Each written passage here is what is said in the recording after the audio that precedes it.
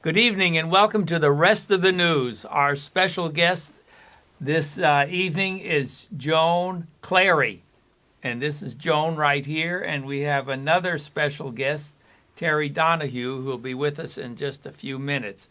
But Joan, give us some background on where how you got involved in all of this.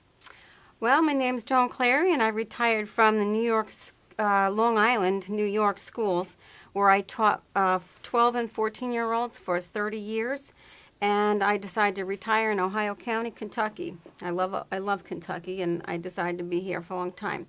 I feel like my job here now, after teaching that time and getting about a year off, I started hearing the words Common Core, and I decided to just find out what is that. And after watching a DVD that's online by Dr. Duke Pesta, I heard that and I knew I had a calling. I knew I had to get busy. Really? I had to get the pants on and get going because this is something very serious. When was that you heard that DVD? Oh, maybe 6 months ago. Really? Yes. Okay. Well, Yes. tell us a little bit about Common Core. What does that really mean? Okay, well, most people have maybe heard of it, and most people don't know about it. What has happened is our public schools have been hijacked by the federal government, and only a small percentage of the people know. What Common Core actually is it stands for, the real name is Kentucky Common Core State Standards. And it's really, a standard is what a child should know after a certain year in school. But there's a lot more to it. The standards that they have right now are in English language, arts, and mathematics. They recently passed the science called Next Generation Science, and I believe also the social studies is now into play. And there's a lot. Already now in Kentucky. There's a lot. The issue here is that it's over. It's over. It is not something that's coming. It's not something like, oh, we're trying to scare you into something's coming, pay attention. It's done. It's here, it's now, it's in your schools, and your children are going to school to these programs that, truthfully, the federal government has instituted, and I'll explain how. Okay. Okay. But first, Common Core also is like a four-legged program. It's not just the standards. It's a program. You can think of it as a stool with four legs. And those four legs, you have the standards, you have the assessments, which are the tests. You have data collection and teacher evaluation. That will really explain what Common Core is. The parents used to have control of what their children learned in school. And it seems to me that the Obama administration and the federal government have come in and say, no, we're going to teach your children what we want them to believe. Let me explain how they did it, okay? Because how they did it is as important as what they did. All right, Common Core was bought and paid for by Bill Gates, the Bill Gates Foundation. He hired two companies. One was the National Governors Association. The other was the Council of Chief State School Officers. Now, these have nothing to do with the names of what they are. They're private organizations that were bought and paid for, who wrote new standards for our entire country. These people had no formal education or anybody that was an educator on those committees. So how did we get it? All right, that's really important. The stimulus bill, SB 1 it's called, of 2009 included a provision for a program called Race to the Top. And in Race to the Top money, was huge amounts of money would be awarded to states whose governors would accept those funds, whose governors would get the funds, but there were two stipulations, all right, two carrots that were waved in front of their noses. just like a steak and a hungry man. All right, and they couldn't refuse. But in order to get the money, you had to agree to 2 stipulations. And one was to accept the new standards when they're written. See, they weren't written yet. And 2, they needed to agree to put a state longitudinal data system in place. All right, which we can come to a little bit later. But that's something that would collect all hundreds of data points about your children and your family. Right. All right, for each state. And they're referred to as interoperational, which means all the states could connect together. All right, giving us a national database. But as you see, the governors have to agree. It cannot be mandated. All right. So Governor Beshear and 44 others signed on to adopt this money to the soon-to-be written standards and accepted the data system. And now they can be hooked up to everybody. And there we go. Now we're committed. Here again, I believe that the federal government has taken control of our children. They have. That is what I find most objectionable, is they are going to put their values into our children, and we have no say about it. That's right. If you have an objection at the local level and you go to the teacher, she can't help you. She goes to the principal, he can't help you. Yeah. He goes to the superintendent, he can't help you, and neither can the Department of State Education. Right. They cannot help you. So, I mean, it seems like it's like a totalitarian government. They're going to indoctrinate the children in what they want them to believe, whether the parents like it or not. That's it. And you don't have anything to say about it. It's already been done. What else do you think? Well, how about what's wrong with the standards? Now that, what specifically is wrong with them. After the standards were written, the 2 groups formed a validation committee. And in this validation committee, there was 1 English language expert, Sandra Stotsky, and 1 math expert, James Milgram. All right? Both of them are responsible Sandra Stotsky is responsible for world-class standards that she wrote for Massachusetts. They were tested. They were tried for years. Massachusetts has been number 1. And when she refused to sign off that the standards were okay, she then offered them standards that were tested and good and proven results. So Massachusetts would be number 1, and they refused. So we have to use some logic here. Why would somebody refuse world-class standards if you were trying to raise the bar? The standards and the education Right. system. If you were trying to make everybody smarter and Yeah. college and career ready is what they call it, and rigorous, then right. wouldn't you want the best Right. for the students instead of substandard ones? Same thing with the math. In fact, the writer of the standards, Jason Zimba, said that he didn't even like them, and he wrote them. What's that tell you? Then you have a math expert. His name was Jim Milgram. He's a mathematician that has worked with NASA. He's a professor of math. He said they weren't good.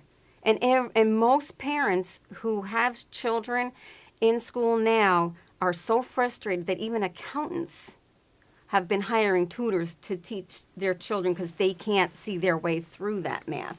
It's complicated, and it's just doesn't need to be. All right, and I know that from experience as a teacher who worked with these students, that you have a wide array of students, and what I'd use for somebody who didn't get it is one thing. I'd use something for the children that did get it, and then you have all these students who are way above it. Math is one thing that cannot be taught at one level, same time, same lesson, never going ahead. What does that do to the students? No wonder they're frustrated. All right. Right. And a very important point is they won't be ready. They will be 2 years behind the rest of the world when they go to apply for college. Yeah, they pushed them back another year, didn't they? They pushed him back. Another year from what they are now. Yes, they made it even worse. So really, it was bad before, now it's getting worse. That's right.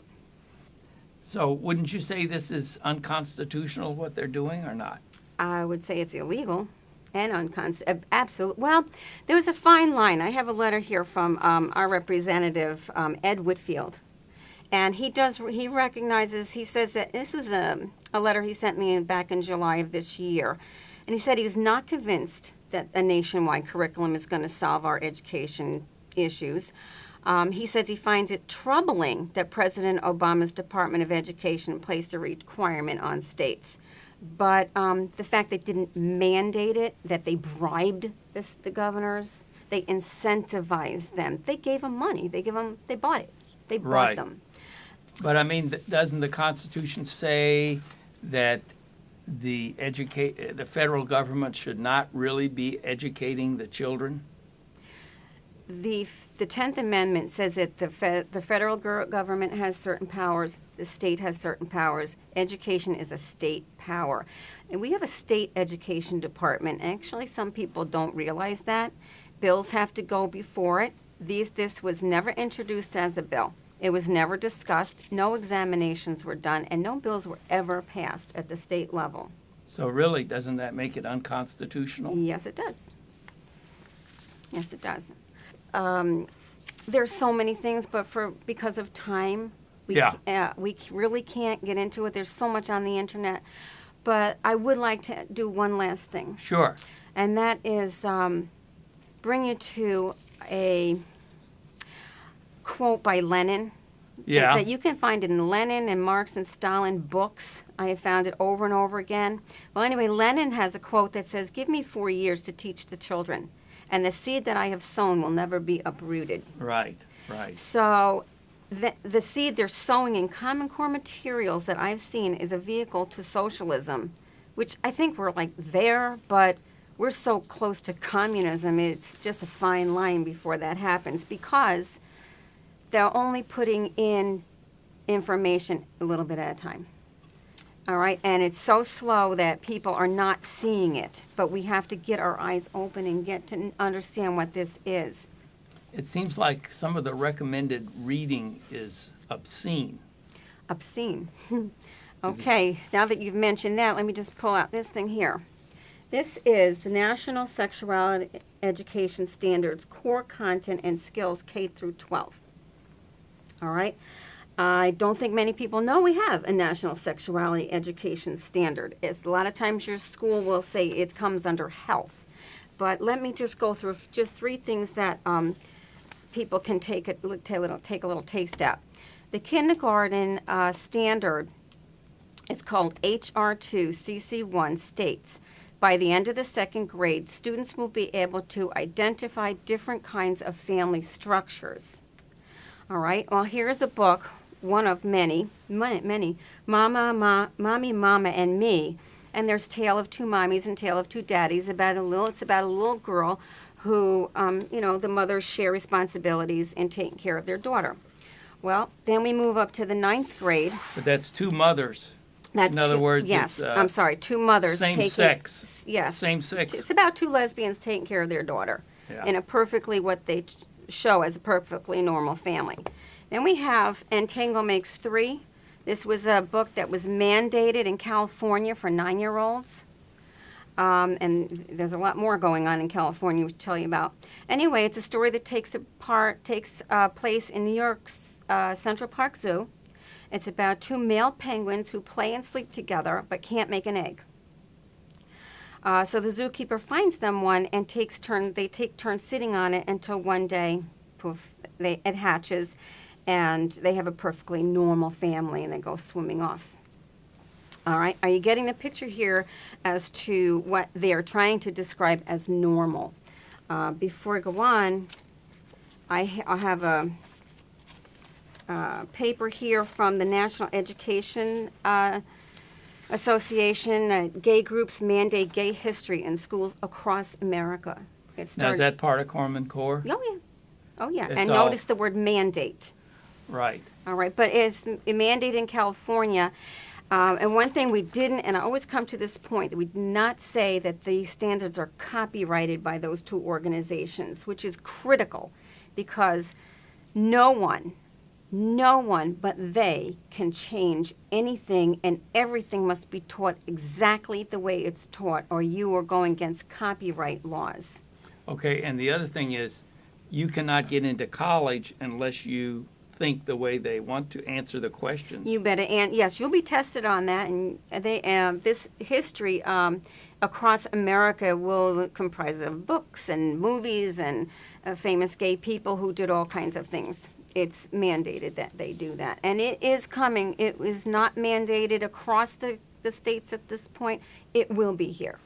So if you're a homeschooler or you go to a Christian school or a private school, you're still going to have to answer questions. You'll need to answer the tests, yes. But why push gay history in schools? Gay history, in a psychological tone, is a tool to the homosexual movement uses to convince the school children that homosexual behavior is normal and accepted. And I know that people can see that around the country. But there's something that's even more concerning, and that is Toni Morrison's book, The Bluest Eye. In addition to your homosexual agenda, we also have a pornographic agenda that's it's there, okay? This book is on the recommended Common Core book list today. I went to the library to pick up a copy so I could be, authority on what I was talking about, and I expected to see a different cover. It had a cover of a little black girl on the front, and then when I went there, it was this, all right? They keep changing and getting new names and new covers on what they're due, but this story is about a young black girl who thinks she's ugly and that blue eyes will make her pretty. She's raped by her father, the pedophile, gets pregnant by him, a baby is born prematurely and dies, and the girl is 12. And it depicts rape, incest, pedophilia, child pornography, and explains each incident in disgusting detail, as I have outlined on here. I could not begin to read this on a TV show.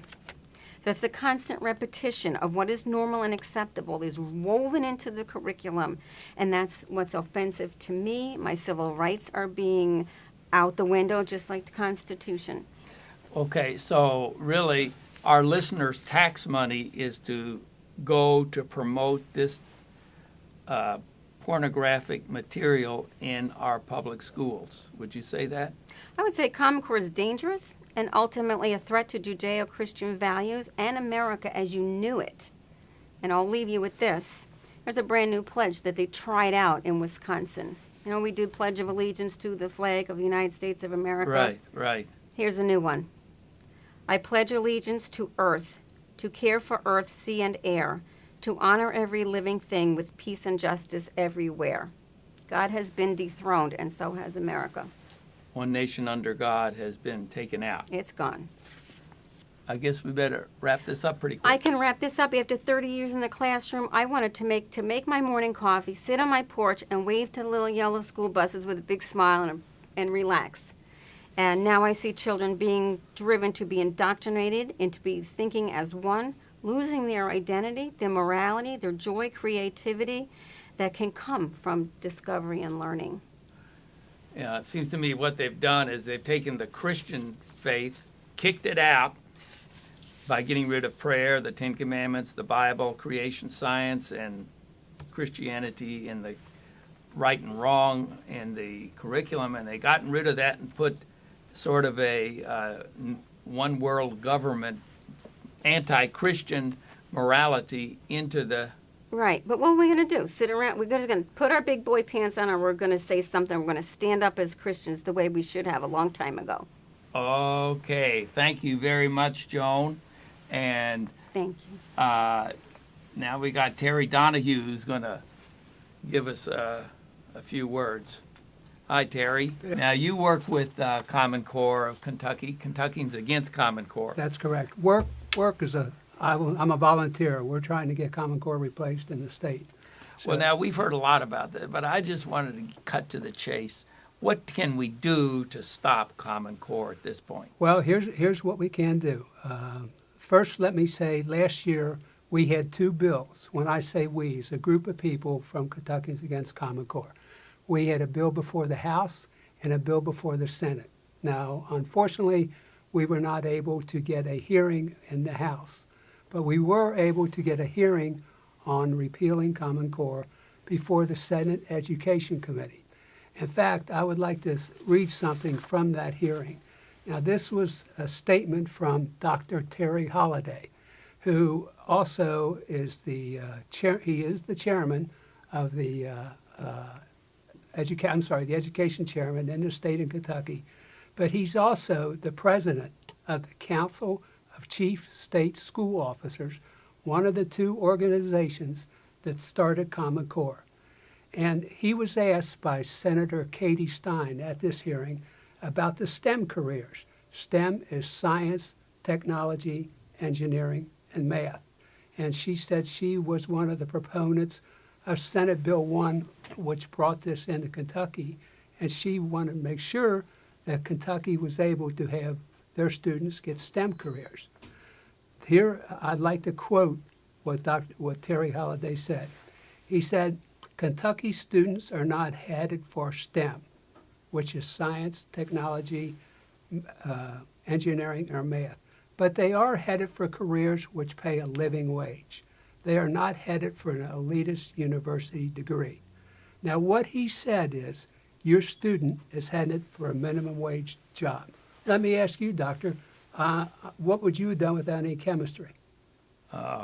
It'd been over. It'd been over, right. There would be no chemistry. There'd be no physics. There's no calculus. What we are doing is dumbing down the education system. So we will have what they call junior college degrees, but there will be no more, as he said, elite degrees in the state of Kentucky. So we are a group of concerned citizens. We are a bipartisan group. We are the parents, grandparents, educators, retired educators, citizens, and we have one concern, and that concern is for the children in the state of Kentucky, the education that they're being taught. Now, we understand that education is the foundation for building up an ideology, and we question what ideology is being promoted with Common Core. We acknowledge that standards are necessary, but we question quality of these standards, and we are not alone. Experts in both the field involved in creation and the implementation of these standards have spoken out about the quality of the Common Core standards. Again, our goal is to get Common Core repealed in the state.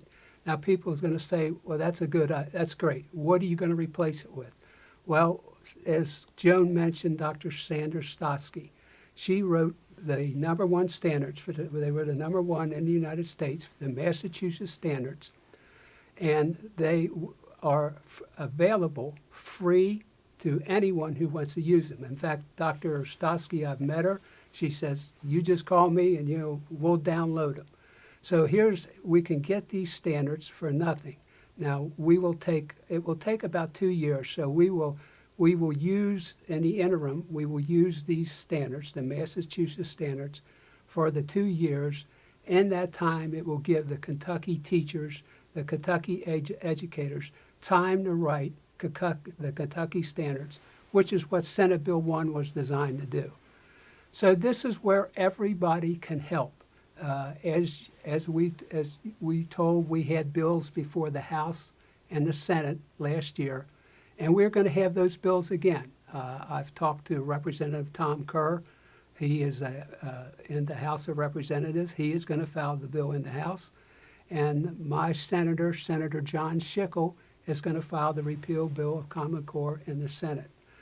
Now, we need everyone to band together to get people to call into their legislators, because just a handful of people like we had last year, it didn't work in the House. We were fortunate in the Senate, but we need everybody across the state to call their representative. And again, we want you to go to our website, which is www.kentuckiansagainstcommoncore.com. Click the button up on top that says sign up for our newsletter. This way you'll be able to keep up on how the bills are progressing, and we'll let you know when and how to contact your representative and your senator to get them to support our repeal bill. The website also has a lot of interesting stories and other articles about Common Core. And that is our goal, is to educate the people in Kentucky. It's estimated that 60% of the people in the state of Kentucky have no idea what Common Core is. And trying to get this past winter and spring, trying to get the legislators to get a bill going in Kentucky, I feel that the legislators, our leaders, it's about 90% of them have no idea what Common Core is. So that is our main goal. We need to educate the public. We need to educate the representatives, your leaders, of what is going on in our education system. And we have put together a PowerPoint. We have people throughout the state. Joan's from Owensboro. I live in Hebron. I'm in northern Kentucky. And we're going to set up meetings, and we're going to announce these meetings. And we want people to come and attend and learn the truth about Common Core. Together, we all can make a difference, and that's what we hope to do. Well, that's great. It seems to me that there's a very important thing that needs to happen from this program is we need people to call in. That's correct. And get in on the email list. That's correct. Or even a mailing list if Right. we had to. So the number to call right now is 893-2444. Call that number right now, and we'll put you in touch with the Kentuckians Against Common Core. And then when the bill comes up for a vote, you'll know the bill number and the number to call in Frankfort to leave a message for your state representative. That's and this, we'll also give you this. This is a little booklet called The Truth About Common Core, and it's fantastic. It's just 45 pages long. While Joan was on, I was reading some excerpts from the book, and I'd like to read one paragraph. Education Week reported that Thomas Fordham Institute, which supports Common Core, has estimated the national cost for compliance with Common Core will be between $1 billion to $8 billion. But that figure is low, according to a Theodore Rebarber, the author of the study of the Pioneer Institute. Can you imagine $1 to $8 billion? Your taxes are going to go out of the roof. We appreciate Terry Donoghue and Joan Clary for helping us with Common Core. Tune in again next week for the rest of the news.